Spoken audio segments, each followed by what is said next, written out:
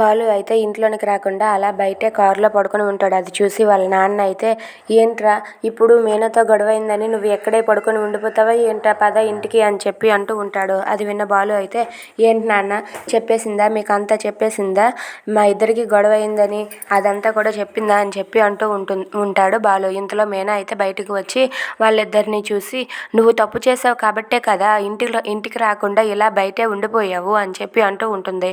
ఆ మాటలకు బాలు అయితే, ఈవిడ గారికి ఎప్పుడు నగల మీదే ధ్యాస, ఆ నగలు ఇప్పుడు నేనేం చేశానా అని చెప్పి నాతో తగువాడుతుంది అని చెప్పి అంటూ ఉంటాడు. ఆ మాటలకు మీనా అయితే ఇలా అంటూ ఉంటుంది, అయినా మా అమ్మ వాళ్ళు ఇచ్చిన నగలు కాబట్టి నేను అడుగుతున్నాను, లేకపోతే నేనెందుకు అడుగుతానని చెప్పి మీనా అంటూ ఉంటుంది. ఆ మాటలకు బాలు అయితే, అయినా మీ అమ్మ వాళ్ళు ఆ చైన్ ఏమి మీ కష్టార్జితంతో కొనలేదు కదా, మా నాన్న ఇచ్చిన డబ్బులతోనే కొన్నారు కదా అని చెప్పి బాలు తెగేసి అంటాడు.